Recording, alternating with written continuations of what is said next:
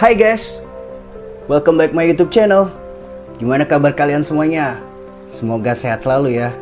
Dan buat kalian yang sedang sakit, gue doain semoga kalian lekas sembuh dan bisa beraktivitas seperti biasanya ya. Mungkin di beberapa wilayah Indonesia terdapat beberapa kota yang sudah melaksanakan aktivitas new normal. Namun ada beberapa wilayah juga yang masih menerapkan PSBB. Salah satunya itu di Jakarta guys. PSBB di Jakarta itu diperpanjang guys. Nah, awal Juni ini ditetapkan sebagai PSBB transisi. Walaupun statusnya adalah PSBB, perhatiin di jalanan itu makin hari itu makin banyak orang. Maksud gua, pertama kali diberlakukannya PSBB, kota Jakarta itu sepi banget guys. Tapi awal ini gue lihat itu seperti biasa aja guys. Ya kayak Jakarta normal dengan penuh kemacetan, terus banyak orang, dan mungkin sudah banyak juga orang-orang yang beraktivitas seperti biasanya. Padahal kan Jakarta itu masuk wilayah yang melakukan perpanjangan PSBB. Kalian tahu gak sih guys, dalam mendukung pelaksanaan perpanjangan PSBB atau PSBB transisi ini, Gubernur DKI Jakarta Pak Anies Baswedan itu mengeluarkan Pergub nomor 51 tahun 2020 tentang pembatasan sosial berskala besar pada masa transisi menuju masyarakat sehat, aman, dan produktif.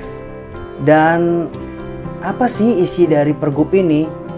Kalau gue lihat sih ya, yang gue baca di medsos itu, bahwa isi dari Pergub ini salah satunya itu akan memberlakukan ganjil genap untuk kendaraan bermotor. Oh ya guys, tujuan gue buat video ini hanya untuk memberikan informasi kepada kalian ya guys. Gak ada maksud untuk menggurui kalian atau sok pintar juga, tapi semata-mata gue buat video ini hanya untuk memberikan informasi kepada kalian. Sebelum gue melanjutkan video ini, gua mau ngucapin banyak terima kasih kepada kalian semua yang udah support channel YouTube gua. Nah, buat kalian-kalian yang baru nonton video gua dan belum mensupport channel gua, jangan lupa ya guys, klik tombol subscribe-nya, nyalain loncengnya. Kemudian kalau kalian suka, klik tombol like-nya. Dan kalau kalian mau komen terkait video ini, jika gua salah memberikan informasi, silakan guys. Terus kalau video gua ini bermanfaat untuk kalian, silakan di share guys. Kita langsung aja lihat ketentuannya guys. Gue juga baru lihat nih, tadi gua baru download, ada di samping gua. Nah ini peraturannya ya guys. Gue sambil baca juga ya, karena gue baru ngedownload ketentuan ini. Jadi di pasal 1 itu disebutin nih guys, bahwa masa transisi menuju masyarakat sehat, aman, dan produktif. Yang selanjutnya disebut masa transisi adalah pelaksanaan pemberlakuan PSBB dengan melakukan penyesuaian berbagai kegiatan atau aktivitas masyarakat berdasarkan indikator kajian epidemiologi, penilaian kondisi kesehatan publik, dan penilaian kesiapan fasilitas kesehatan dan kewajiban masyarakat penerapan PHBS pencegahan COVID-19. Jadi apa sih kepanjangan dari PHBS? Nah, kepanjangan dari PHBS itu adalah perilaku hidup bersih dan sehat di masa pandemi COVID-19. Nah, itu kepanjangannya. Kalau pengertiannya adalah sekumpulan perilaku yang dipraktikkan atas dasar kesadaran untuk mencegah terpaparnya diri dari lingkungan sekitar dari penyebaran COVID-19 guys. Pasal 7 itu ada kewajiban yang harus kita wajib jalani guys. Apa aja sih? Oke, kita baca bareng-bareng ya. Pertama, wajib menggunakan masker di luar rumah.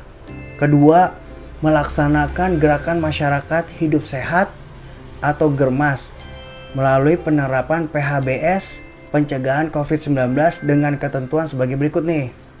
1. Membatasi aktivitas keluar rumah hanya untuk kegiatan yang penting dan mendesak. Jadi kalau misalkan gak penting, gue saranin mendingan kalian gak usah keluar, di rumah aja. Terus kedua, menjaga kesehatan diri dan tidak beraktivitas di luar rumah ketika merasa tidak sehat. Guys, kalau kalian lagi sakit, gue saranin mendingan di rumah aja, istirahat biar kalian cepat sehat juga. Gak perlu kalian kalau misalnya diundang sama teman kalian gitu, woi nongkrong di sini, kan lagi sakit, ngapain juga kita datang, bener gak?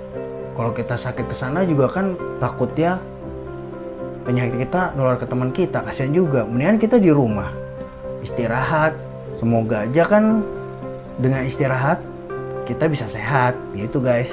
Ketiga, membatasi aktivitas di luar rumah bagi mereka yang memiliki risiko tinggi bila terpapar COVID-19. Nah ini nih guys, yang poin 3 nih mungkin mereka-mereka yang usianya rentan kali ya. Contoh misalkan orang tua kita yang udah usianya rentan, atau nenek kita, atau saudara kita, atau siapapun lah. Lebih baik ajak mereka di dalam rumah aja guys. Nomor 4, melakukan pembatasan fisik atau physical distancing. Berjarak dalam rentang paling sedikit 1 meter antara orang jika dalam berinteraksi kelompok.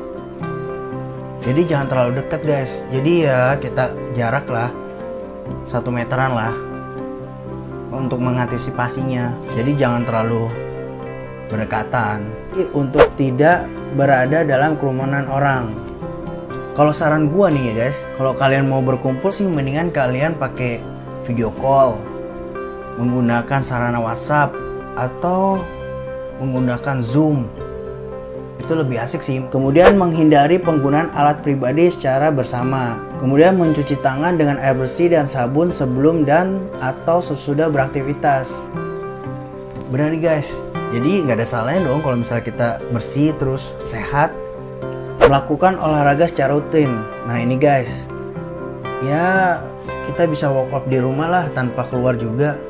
Kita bisa melakukan push up, sit up, atau plank, ya kan? Mengkonsumsi makanan yang sehat dan bergizi seimbang. Jadi kita harus makan yang sehat guys. 4 sehat 5 sempurna.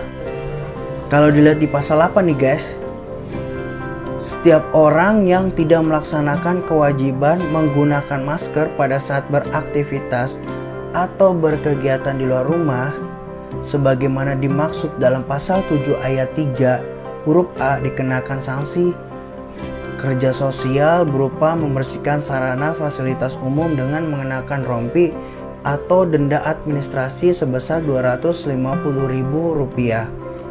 Guys, apa susahnya gitu? Apa salahnya? Apa beratnya gitu? Untuk menggunakan masker daripada kalian disuruh nyapu pinggir jalan menggunakan kaos ataupun rompi yang bertulisan pelanggar PSBB, kan lebih malu guys. Lebih baik pakailah masker, oke? Itu ya guys yang perlu diingat guys, biar kalian nggak dikenakan sanksi tersebut. Yang penting juga nih tempat kerja nih di pasal 13 nih guys. Tempat kerja dapat menyelenggarakan aktivitas bekerja sesuai dengan tahapan masa transisi. Pimpinan dan atau penanggung jawab tempat kerja yang menyelenggarakan aktivitas wajib mematuhi ketentuan sebagai berikut. A. Membentuk tim penanganan COVID-19 di tempat kerja. B. Menerapkan batas kapasitas jumlah orang paling banyak 50% yang berada dalam tempat kerja dalam waktu yang bersamaan. C. Melakukan pengaturan hari kerja, jam kerja, shift kerja, dan sistem kerja. Jadi ya semua itu tergantung kebijakan manajemen sih guys. Yang penting 50% yang berada dalam tempat kerja dalam waktu yang bersamaan. Itu aja sih guys.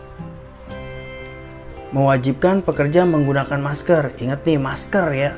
Masker tuh harus diingat tuh di otak nih. Masker. Kalau nggak pakai masker kita suruh nyapu, bayar denda lagi. Mending pakai masker kalau kata gue mah. Memastikan seluruh area kerja bersih dan higienis dengan melakukan pembersihan secara berkala menggunakan pembersih dan disinfektan. Jadi tempat kerja tuh emang harus bersih sih. Kalau nggak bersih mah kasihan karyawannya yang ada penyakitan. Menerapkan pemeriksaan suhu tubuh sebelum masuk tempat kerja. Di kantor gue juga gitu. Kalian bisa cek di video-video gue sebelumnya. Kalau mau masuk gedung itu dicek. Menyediakan hand sanitizer. Nah di kantor gue itu di setiap pintu itu ada hand sanitizer. Jadi sebelum masuk pintu ruangan itu kita pakai dulu. Kemudian menyediakan sarana cuci tangan dengan air mengalir dan sabun. Dilarang memberhentikan pekerja dalam kondisi yang bersangkutan melakukan isolasi mandiri atau karantina mandiri. Duh ini sih sadis banget kalau misalkan tiba-tiba si pekerjanya ini lagi ngelakuin isolasi mandiri terus diberhentiin. Sedih banget, pas lagi udah sehat dia nganggur. Ya Allah, kasihan banget guys. Semoga aja ya para pemberi kerja ini bisa baca ketentuan ini terus ngerti gitu loh. Apalagi dalam kondisi seperti ini kan susah juga nyari kerja. Memastikan pekerja yang masuk kerja dalam kondisi tidak terjangkit COVID-19. Menjaga jarak dalam semua aktivitas kerja. Pengaturan jarak antar pekerja paling sedikit 1 meter pada setiap aktivitas kerja atau physical distancing. Melakukan pemantauan kesehatan pekerja secara proaktif. Ini benar, gue setuju nih. Jadi manajemen harus memperhatikan pekerjanya juga. Kalau misalkan sakit kan nggak bakalan jalan kan aktivitas bisnisnya juga. Terus operasional kantor juga terganggu, bener gak? Melaksanakan protokol pencegahan COVID-19 di tempat kerja dan membuat dan mengumumkan fakta integritas dan protokol pencegahan COVID-19. Jadi manajemen di kantor kita itu ya harus mengedukasi pekerjanya. Ini loh virus yang berbahaya buat kita. Terus gejalanya seperti ini. Terus kita harus mematuhi protokol seperti ini dan kita harus wajib seperti ini. Itu sih, itu wajib banget. Karena kadang para manajemen itu ada beberapa yang tidak aware dengan si pekerjanya, tidak mengedukasikan hal tersebut kepada si pekerjanya. Kan kasihan gitu loh. Setiap pemimpin dan atau penanggung jawab tempat kerja yang tidak melaksanakan kewajiban sebagaimana dimaksud pada ayat 2 yang tadi gue bacain A sampai O, dikenakan sanksi berupa teguran tertulis atau denda administrasi sebesar 25 juta rupiah. Ini benar-benar harus dipatuhi banget nih buat para pemberi kerja. Tinggal pilih aja, kalian mau dikasih sanksi tersebut atau mau melaksanakan ketentuan gubernur ini. Ini lebih penting juga nih, nggak kalah pentingnya nih guys, pengendalian moda transportasi. Pengendalian moda transportasi sebagaimana dimaksud pada ayat 1 meliputi, jadi ayat 1 itu bilang pengendalian moda transportasi dilaksanakan sesuai dengan tahapan masa transisi. Nah, kendaraan bermotor pribadi berupa sepeda motor dan mobil beroperasi dengan prinsip ganjil genap pada kawasan pengendalian lalu lintas. Aduh gila, motor aja kena guys.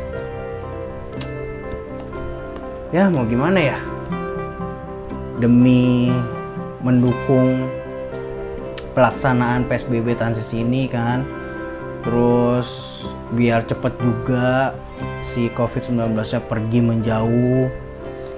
Kendaraan umum massal diisi paling banyak 50% dari kapasitas kendaraan dan pengendalian parkir pada luar ruang milik jalan atau off-street. Pengendalian lalu lintas dengan sistem ganjil genap dikecualikan untuk kendaraan pimpinan lembaga tinggi negara RI, kendaraan pemadam kebakaran dan ambulan, kendaraan untuk memberikan pertolongan pada kecelakaan, kendaraan pimpinan dan pejabat negara asing, serta lembaga internasional yang menjadi tamu negara, kendaraan pejabat negara, kendaraan dinas operasional berplat dinas kepolisian dan TNI, Kendaraan yang membawa penyandang disabilitas, kendaraan angkutan umum, kendaraan angkutan barang tidak termasuk double cabin. Kendaraan untuk kepentingan tertentu menurut pertimbangan petugas kepolisian seperti kendaraan pengangkut uang atau BI, antar bank, pengisian ATM dan pengawasan dari kepolisian, dan angkutan roda 2 dan roda 4 berbasis aplikasi yang memenuhi persyaratan berdasarkan keputusan kepada Dinas Perhubungan. Jadi sekali lagi buat kalian, sebenarnya gua nggak ada maksud untuk menggurui kalian atau sok pinter. Jadi maksud gua di sini hanya untuk memberikan informasi kepada kalian. Karena gue lihat itu ada beberapa sanksi yang cukup ngeri juga ya. Ada denda sampai 10 juta, 25 juta. Terus ya kan lumayan itu nominalnya gitu loh. Jadi maksud gue sih biar kalian itu terhindar dari sanksi-sanksi tersebut gitu loh. Yang paling penting sih kita menjaga kebersihan, terus selalu menggunakan masker dan physical distancing itu selalu ya guys. Kalau misalkan dalam hal penyampaian gue itu ada salah-salah kata, terus menyakitkan buat kalian, gue minta maaf banget. Sekali lagi gue ucapin banyak terima kasih udah nonton video gue, dan jaga kesehatan, selalu patuhi protokol kesehatan, selalu menggunakan masker, jaga kebersihan juga guys, dan terima kasih.